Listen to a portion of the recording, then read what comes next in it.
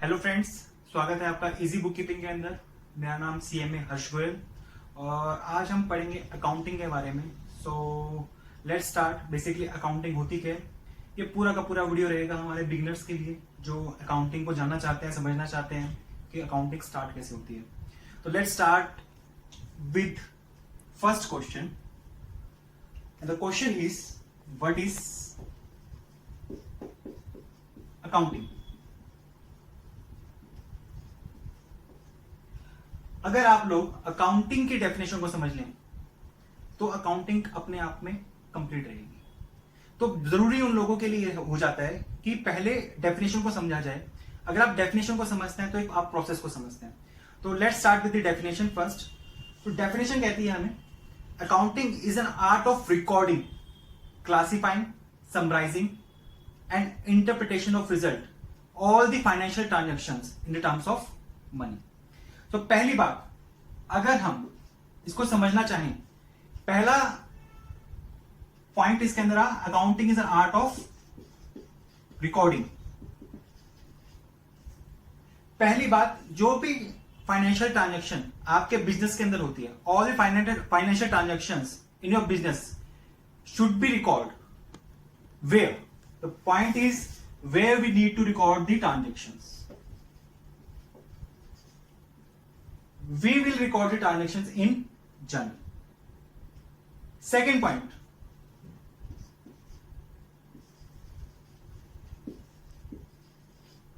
Classifying. अब journal में हमने रिकॉर्ड तो कर लिया, पर क्या हमें हर एक ट्रांजेक्शन को रिकॉर्ड करने के बाद क्लासीफाई करना जरूरी है? क्योंकि ऐसा नहीं होगा कि आपका रेंट या एक्सपेंस होगा तो वो एक ही बार होगा, 10 बार होगा।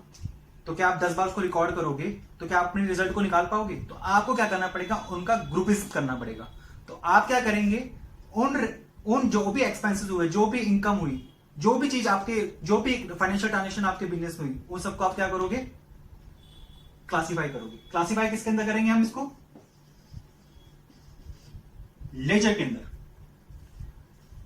रिकॉर्ड कहां किया हमने? जर्नल के अंदर। क्लासीफाई कहां करेंगे हम उसको? लेजर के अंदर। इसको मैं थोड़ा और ब्रीफ में समझाना चाहूंगा आपको, लेकिन थोड़ी देर के बाद। Third step is accounting is an art of recording, classifying and summarising.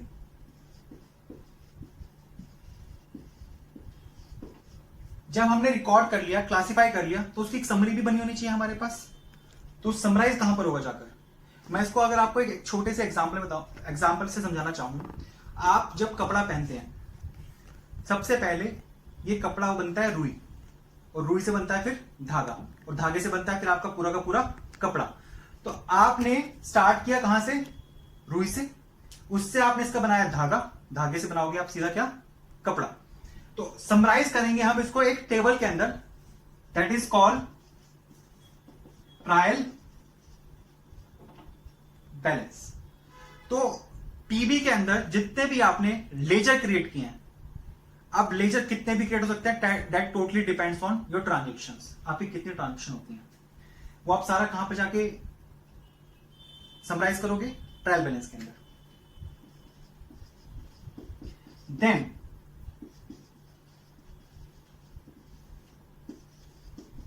आपको एट द एंड एक रिजल्ट तो चाहिए ना। कोई भी ट्रांजेक्शन करोगे बिजनेस में, ये तो पता होना चाहिए प्रॉफिट हुआ है लॉस। उस प्रॉफिट एंड लॉस को कैलकुलेट करना ही इसका चौथा स्टेप है, that is called P&L account, profit and loss account. I would say trading profit and loss account.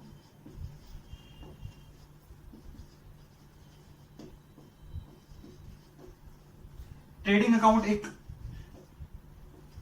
अलग होता है, प्रॉफिट एंड लॉस अकाउंट एक अलग होता है, बट दोनों को मर्ज करके ही बनाया जाता है अक्सर। And balance sheet. So this is all about the accounting. अगर आपने इन चारों स्टेप्स को पढ़ लिया तो आपकी अकाउंटिंग खत्म हो जाएगी। सो स्टार्ट करते हैं। Let's start. हमने ये तो समझ लिया कि जर्नल में चीजें क्या होंगी, रिकॉर्ड की जाएंगी। लेजर के अंदर चीजों का क्या हो जाएगा, क्लासिफिकेशन हो जाएगा। ट्रायल बैलेंस में उन क्लासिफिकेशन को हम क्या करेंगे, समराइज कर देंगे, एक जगह इकट्ठा कर देंगे। उसके बाद उनसे रिजल्ट निकालेंगे कि हमें फायदा हुआ है या नुकसान हुआ है।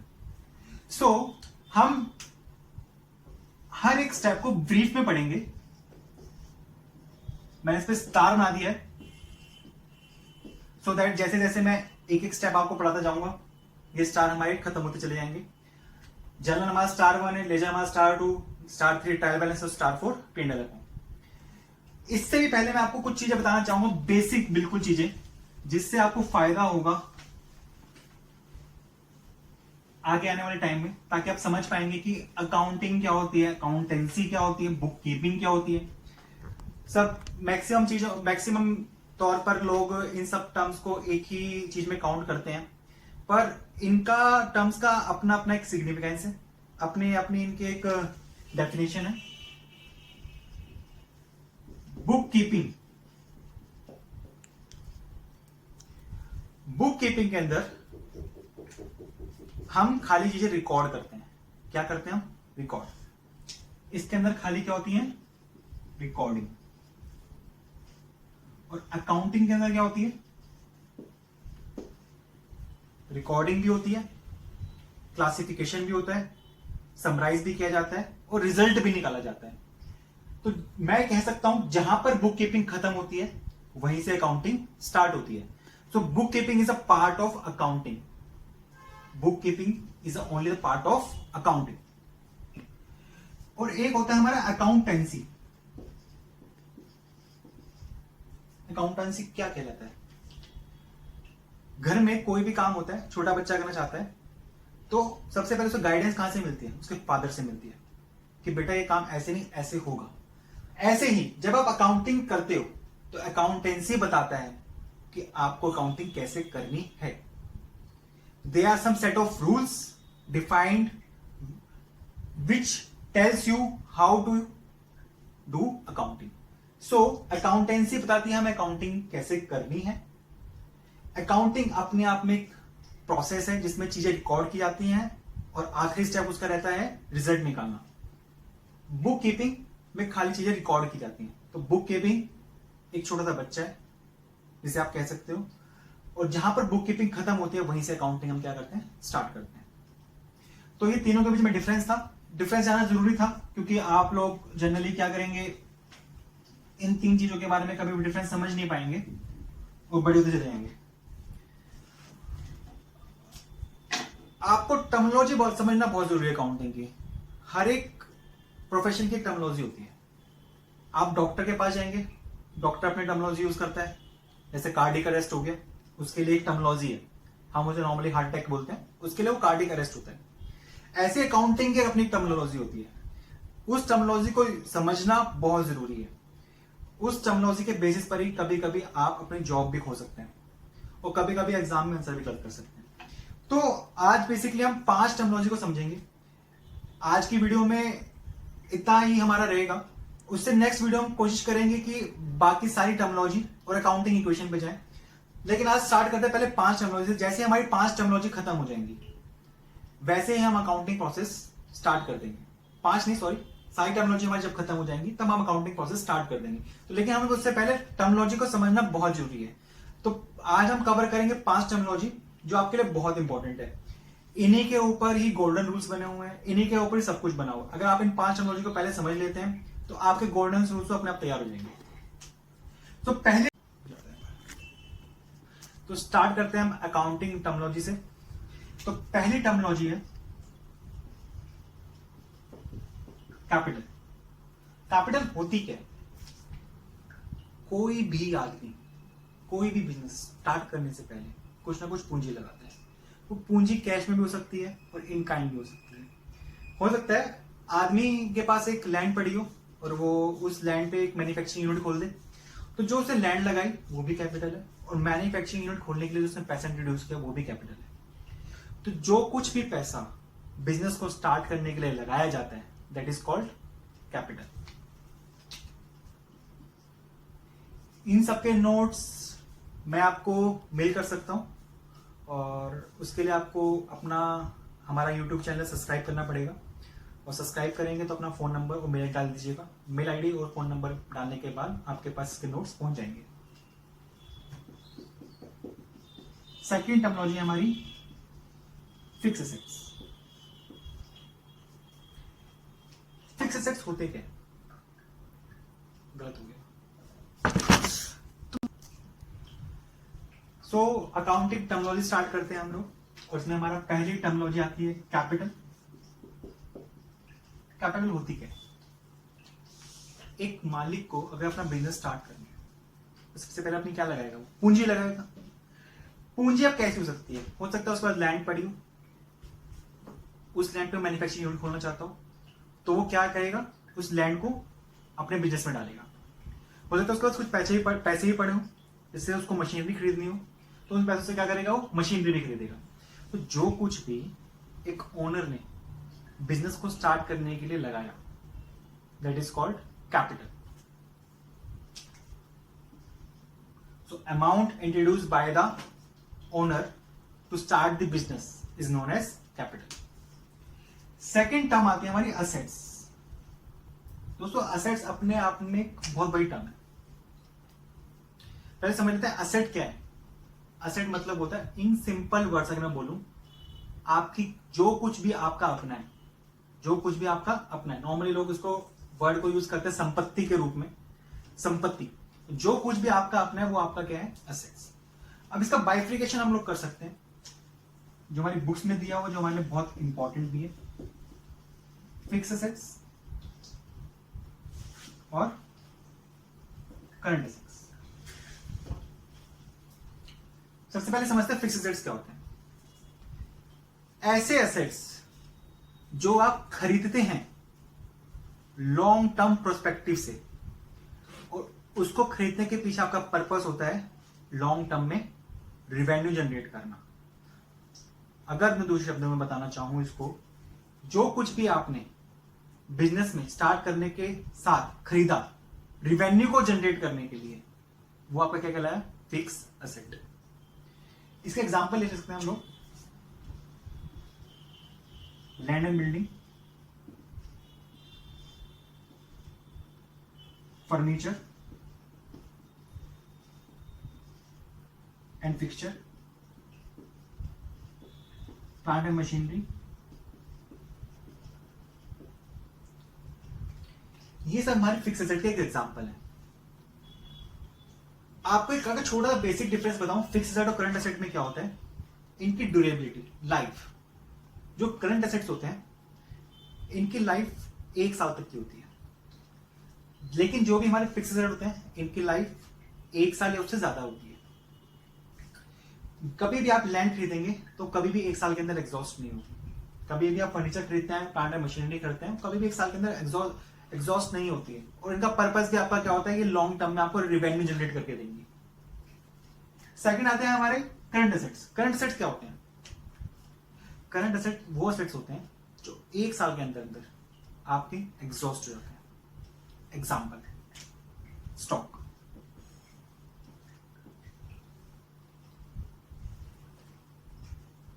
Prepaid expenses.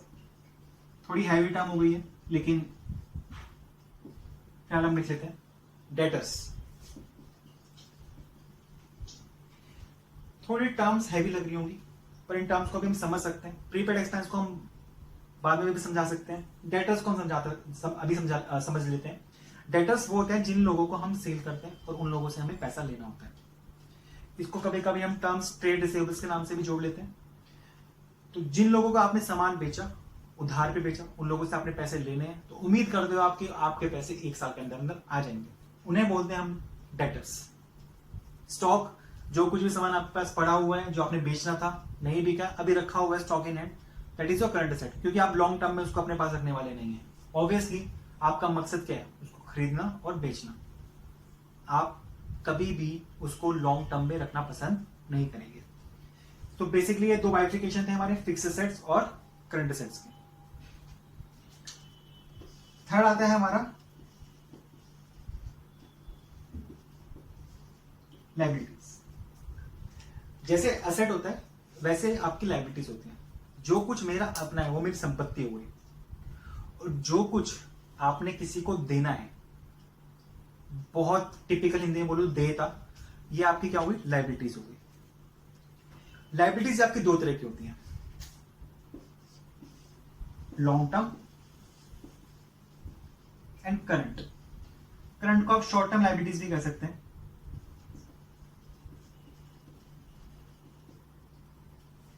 Long term liability क्या होती है? मैंने बिजनेस स्टार्ट किया, बिजनेस स्टार्ट करते मैंने एक कार खरीदी बिजनेस पर्पज के लिए, और उस पर मैंने लोन ले लिया। उस लोन को मैं पे करूंगा अगले 5 सालों में। या मैंने एक बिल्डिंग ले ली जिस पे मैंने लोन उठा लिया, और उसका 5 से 10 सालों में पे करने वाला हूं। तो आपकी कौन सी लायबिलिटी हुई? Long term. जो लायबिलिटी आपकी 1 साल के अंदर अंदर पे हो जाएंगी वो होंगी हमारी करंट लायबिलिटी। ऐसी लायबिलिटी जो हमारी लॉन्ग पीरियड में पे होंगी that is called long term liability. Long term liability का मैंने अभी आपको एग्जांपल दिया। अगर आप किसी बिल्डिंग के अगेंस्ट में कोई लोन उठाते हैं तो वो हमारी क्या रहती है? लॉन्ग टर्म लायबिलिटी, क्योंकि आपको नंबर ऑफ ईयर्स तक अभी आगे पे करनी है। शॉर्ट टर्म लायबिलिटीज के एग्जांपल क्या हुए? आपने जिससे स्टॉक खरीदा था उसको पैसे भी तो देने हैं ना। तो जब आप उसको पैसे दोगे तो ऐसा तो है नहीं 10-15 साल में उसको पैसे पे करते रहोगे, उसको आप पैसे पे कर दोगे विद इन अ ईयर। तो आपके जो भी शॉर्ट टर्म की देता रही, जो शॉर्ट टर्म की आपकी लायबिलिटीज रही, that is called current liabilities. इसके एग्जांपल लिख लेते हैं हम लोग। लोन्स, डिबेंचर भी एक एग्जांपल है, पर डिबेंचर टर्म्स इतनी हैवी है कि अभी हमें समझने की जरूरत नहीं है, पर हम डाल सकते हैं इसको फिलहाल के लिए। तो लॉन्ग टर्म लायबिलिटीज आपकी बेसिकली ये रहती हैं। करंट लायबिलिटीज में क्या रह गया? आउटस्टैंडिंग एक्सपेंसेस,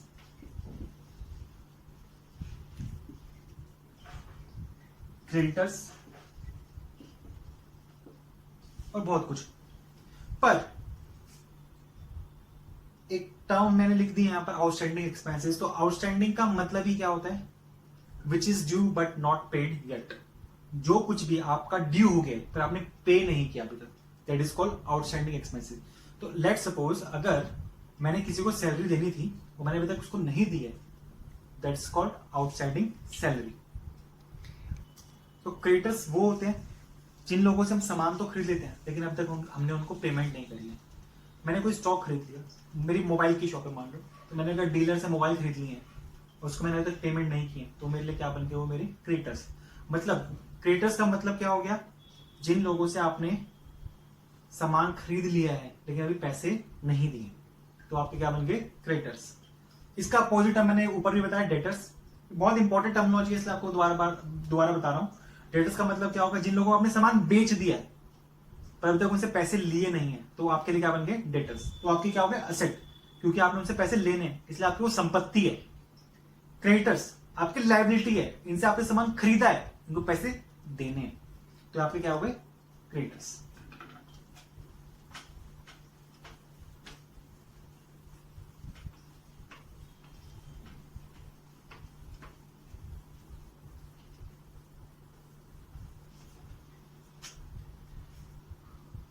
फोर्थ टर्मिनोलॉजी पे आते हैं हम लोग, दैट इज एक्सपेंडिचर।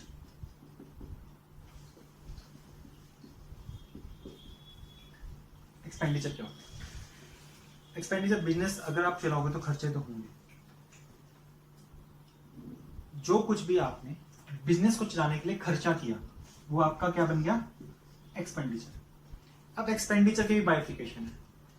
अकाउंटिंग के अंदर हम जो जनरल टर्म्स अपनी लाइफ के अंदर यूज करते हैं उसका बाइफिकेशन दिया होता है, क्योंकि अकाउंटिंग बाइफिकेशन के साथ बदल जाती है। हम नॉर्मली यूज करते हैं यार मेरा खर्चा हो गया, एक्सपेंस हो गया, वो एक्सपेंस तो हो गया। अब एक गाड़ी खरीदने वाला बंदा भी कहता है मेरा खर्चा हो गया, और जो डेली राशन आता है घर के अंदर वो आदमी भी कहता है मेरा खर्चा हो गया। पर दोनों का अगर नेचर देखा जाए, दोनों का नेचर अलग है। जो बंदा गाड़ी लेके आया उसने जो खर्चा किया वो ऐसा नेचर का था कि वो रोज नहीं कर सकता, और जो बंदा राशन लेके आया उसने जो खर्चा किया है वो ऐसा खर्चा नहीं है कि वो एक ही बार करेगा, राशन तो रोज खाना पड़ेगा। तो ऐसा खर्चा जो आप एक बार ही करते हो that is called capital expenditure, और ऐसा खर्चा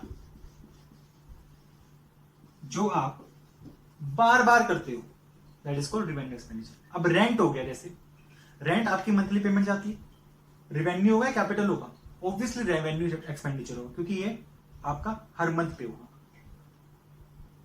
लेकिन अगर आपने बिजनेस के लिए बिल्डिंग खरीदी है, उससे क्या हुआ है? कैपिटल एक्सपेंडिचर से एक असेट जनरेट हुआ है। जो भी आप खर्चा करते हो वो खर्चा करके उससे एक असेट जनरेट होता है, that is called capital expenditure. तो अगर मैंने बिल्डिंग खरीदी है, मैंने कार खरीदी है, खर्चा तो हुआ और उससे मेरा क्या हुआ? पैरेलली एक एसेट जनरेट हुआ। लेकिन रिवेन्यू एक्सपेंडिचर को कर कर कभी मेरा एसेट जनरेट नहीं होता है। ये दोनों के बीच में डिफरेंस था। पांचवी जाती है हमारे पास इनकम।